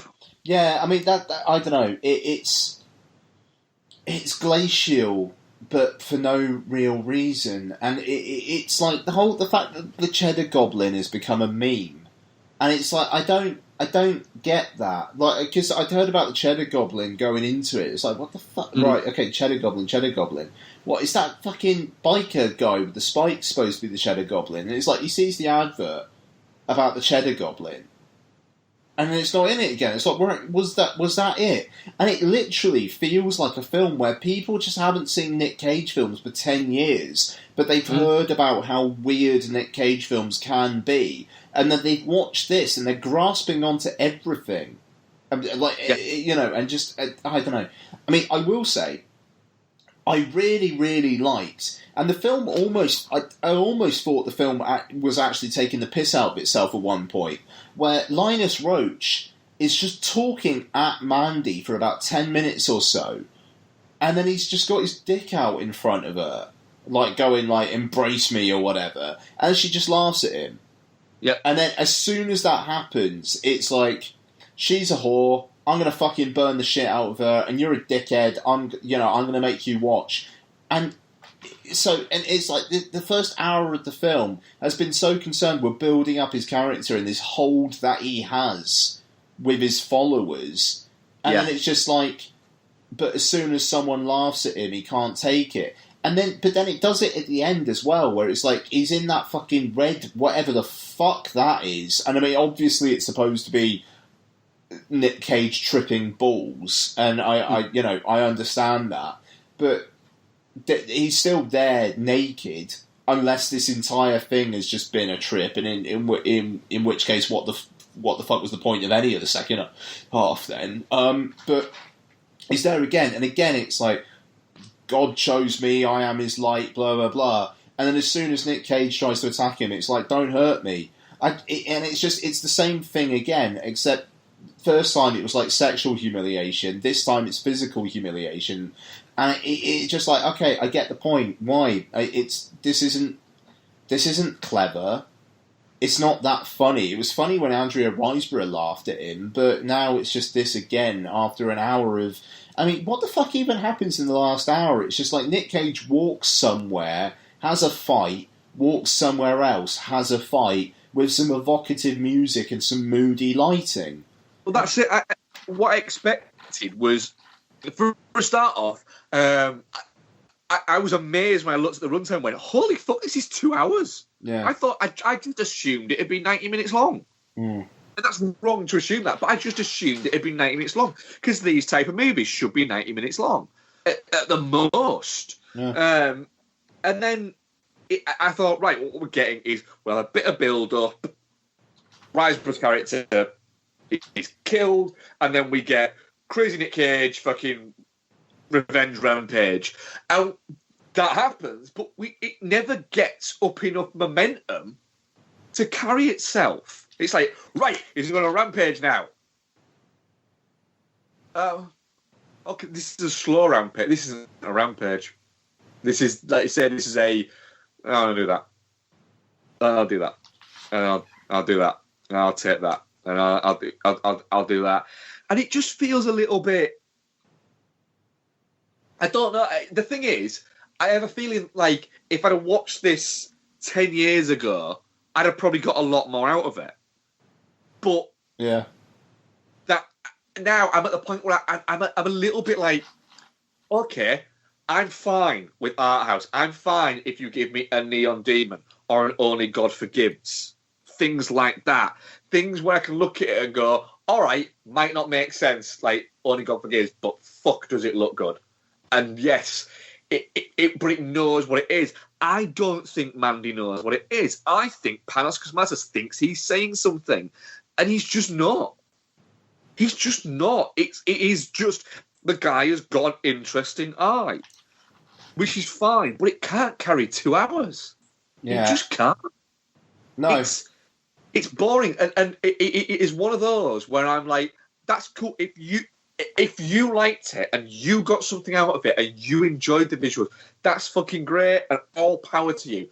But do not try and convince me that I have missed something, because I haven't. It's just I haven't connected with it in the same way as you might have connected with it.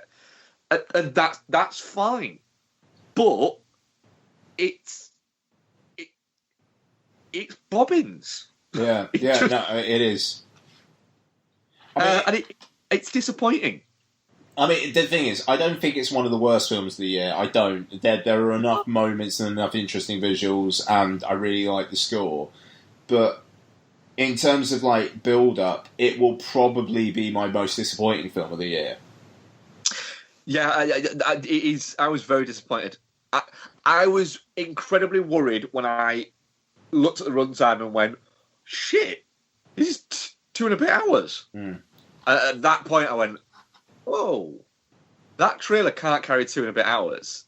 Oh, I'm worried now. So yeah, I'm sad. I'm shit on it. Yeah, so am I. Yeah, I really wish I wasn't, but it just, I'm not going to say it's touching cloth because it is 2 hours long. If it was 80 minutes long, I'd be going touching cloth and maybe even definitely not shit, depending on what they cut out. But it's a film which literally has scenes stretched out so long that if they played at normal speed, the film would be 80 minutes long. Yeah. I don't know, just like the whole... What was the point of Linus Roach just fucking talking and talking and talking and talking and talking when it doesn't mean anything, because as soon as anyone threatens him, he fucking cowers. I don't get it. It is shit. It is a shit film. Yeah, it is. Yeah, it is a very shit film. And I'm actually quite surprised about this, actually. Our audience poll, definitely not shit, 13%. Touching cloth, 38%. Shit, 38%. And Geostorm, 11%. That's I'm it. quite surprised. And yet, all you've heard is praise. It's odd. It's really odd. It's not that. It's the Twitter echo chamber. Yeah. Fucking hell, Timmy wants to get out of that motherfucker again. Yeah, no, he's on it. He's on it again tonight. He's woken up a bit. Yeah. Questions. We do have a question, I think. Rick J. Kidd, isn't it? Yep.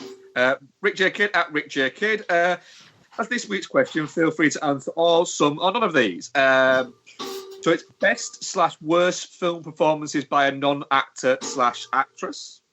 Or what non-actor / actress who hasn't been in a film would you like to see in a film, and what type of role? Okay, Bowie, Man Who Fell to Earth. That's a strong one. Tom Waits in Seven Psychopaths Good shout. came to mind.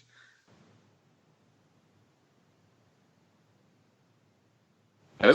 Sting in Lock, Stock.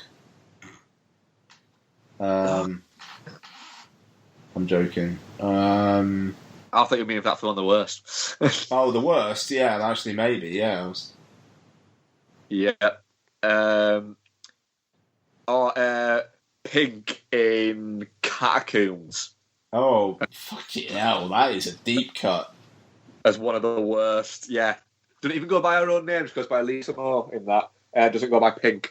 Do you know what? Snoop Dogg was really good in Training Day, which is mental. Snoop Dogg was really good in Training Day. Yeah. So yeah, that's what is it one. And in terms of the non-actors / actresses who hasn't been in a film but you would like to see in a film.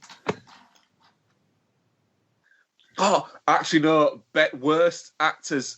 What is it? Do you remember? Did you ever see the film Honest that starred The All Saints, yeah. Man, that was shit. Wasn't that directed by Dave Stewart? Or did It I was dream directed that? by Dave Stewart. Yep. Yeah, it's that Dave Stewart, and it starred fucking hell, Nicola Appleton, Natalie Appleton, and Melanie Blatt. Was Right. Shaznay not in it? No, she wasn't. Shaznay wasn't in it. Fuck. No. Did you ever see the film? Talking about just going through what is it? Because it reminded me of this. Did you ever see the film Face? That had Damon. Yeah, the Antonia Bird one. Yeah, Damon Albarn was in it, wasn't he? yeah. Yeah. That wasn't actually that bad in that film. No, yeah. Was it Robert Carlyle as well? Robert Carlyle and Ray Winston. I Yeah, remember the cover being very yellow. Yeah, I did see that. Yeah. it actually was quite a good film. That actually, it's a bit of a forgotten sort of 90s Brit flick. That Antonia Bird's an interesting one. She did Ravenous as well, didn't she? she did do Ravenous as well. Yeah, Fucking hell, man. That's an interesting little film, Og. Yeah. yeah. Priest was actually also quite good as well. That she directed. What was Priest? About a oh, that's really weird. Priest starred Linus Roach. Oh, there you go. It's about a homosexual priest and written by Jim McGovern. And someone goes to his confessional and confesses that he's sexually abusing his daughter. Oh, wow. And it goes from there. It's quite cutting. I remember. Linus Roach, is he the He Made Me Fuck Her guy from Seven? No, that's Linus Roach. It was the what is it? Was what's it in Mandy? Yeah, no, yeah, but isn't he the same guy? Who the fuck is that guy? No, that is the guy from Taken. Weirdly, yeah, all right. What the fuck's his name? what's his name? He's Leland Orser. Leland Orser. Yeah. Who at some point is going to get nominated for an Academy Award and people for Best Supporting Actor, and people are going to have a full John Hawke moment and go, he's always been quite good, actually, hasn't he? Fucking, I tell you what, I was thinking all the way through, he's fucking transformed himself, fair play. Because I was convinced, I don't know why, but I was convinced it was him. Right, what the fuck has Linus Roach been in? Bloody hell, he was Thomas Wayne in Batman Begins. Yeah, he's totally not the same guy, is he? No. He is totally not the same guy. No, but Priest was a good movie. Linus Roach, Tom Wilkinson, Robert Carlyle. Nice. Bloody hell. Yeah. Actually, yeah, Antonia Bird, she actually, what did she make? She made like a handful of movies. Mm. And actually going back on it, they were all really fucking good. That's such a shame, that. He was in a few episodes of Corrie, was Linus Roach. Yeah. Oh, fucking hell. Alright, fair enough. Composer, 1 credit. Fucking hell, yeah. So she made 4 movies. Ravenous, Face, Priest, and a TV movie called Care, which I have actually seen. So it starred Stephen McIntosh. Yeah, fair play. Yeah. So, going back to non-actors who you'd like to see in actual films. Or worst, can we put the entire career of Vinnie Jones in worst? So it doesn't specify musicians. I wouldn't say the entire career. Can we just put it in because he's a prick? Well, yeah, you can do that. Leland Orser is an interesting looking dude. Who? Leland Orser. I love the fact that he's... Sorry, I'm going down the fucking rabbit hole here. I like the fact that in 7 he's credited as Crazed Man in Massage Parlour. Yeah. He's also cropped up in so many things as well. But he's Dr. Linus in... What the fuck was that thing? I just saw him credited as Dr. Linus in Touch, the TV series. So someone else has got him confused with Linus Roach and then just thought, fuck it, I'm just going to call him Linus. Gonna go with it. Yeah. Right, anyway, sorry, I'm going to get out of that rabbit hole. Worst. Nah, I'm gone. My head's gone, sorry. I've always wanted to see Nick Cave in something as an actor. I'm sure he's probably been in something, but I don't think I've seen it. Nick Cave. Again, I know he's kind of been in stuff, but he's always been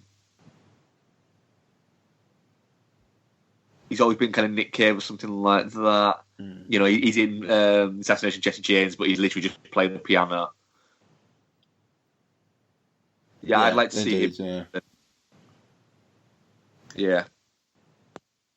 Just I think it'd be interesting. Whatever film he chose would be an interesting fucking film. Mm. So that was our only question. Ian, what are we covering next week? Fucking Leland Orser's married to Jeannie Triplehorn. Is he? Good on him. Fuck, is he? Fucking hell. Fair play. Actually, I think she is in... that makes sense. She's in his directorial debut that he wrote and directed. Oh, bloody hell. Okay, yeah, fair play. She hasn't done much recently. Yeah, so he wrote and directed a film called Morning.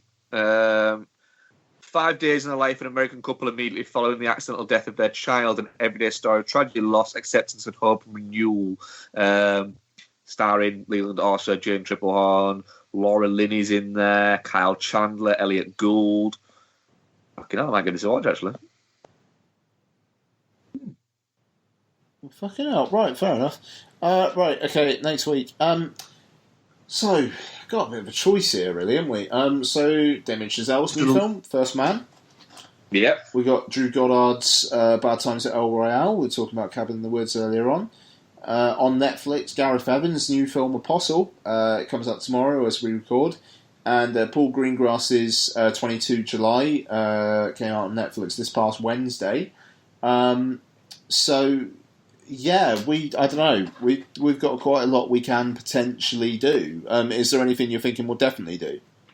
I know Becky very much wants to go and see Bad Times at the El Royale. I'm guessing that you very badly want to go and see First Man. I mean, I'll probably go see both in all fairness, so I can always talk about First Man. I think Becky's not as fussed by First Man, so I'll probably go and see it on my day off, so... Excuse me. We'll at least be covering those two, and I'm guessing we'll all watch Apostle anyway. So yeah, I mean, I think Apostle kind of feels like something we can all get to, doesn't it? So yeah. 22 July. My only worry, it's 2.5 hours long. Yeah, no, it's totally that, but it's Netflix, so at least you don't have to be in the cinema to watch it. Yeah, it does sound really fucking interesting, actually. That. I think I might get to that as well, yeah. Yeah, there's actually... There's on the LFF screener library, there's like a there's another film of it that's been made that's literally called like U-22 July as well, which is a bit weird, but apparently it's a very different film, so I might try and check that out as well and do a compare and contrast. That's a good idea, actually. Yeah. Yeah, it might be a bit depressing, but we'll see. Yeah. So that was episode 275. One good, one not so good. Thanks so much to Noel for joining us. Bex will be back next week. Is there anything we've forgotten, Ian? I don't think so. I think I'm going to go to bed. I'm going to go and eat, to be honest. Yeah. Nice. Yeah, we'll be talking next week, and then the week after, we'll be all recording together because we're going to Manchester to watch John Carpenter and Halloween. What a weekend that will be! What a pleasure! It'll be a lot of fun. So thank you much for listening, guys. At DAMIL. Oh, actually, no, I changed it back to Ian Loring. At Ian Loring, at Dude Fuzz, at Bexy Fuzz, at Noel Mellor. We thank you much for listening, and check out our Instagram. As I said from the start, I'm going to start writing stuff on the website. I can't promise it's going to be good, but fuck it, I'm going to write it anyway. Good stuff. So thank you very much for listening, and we shall speak to you next week. Goodbye. Bye-bye.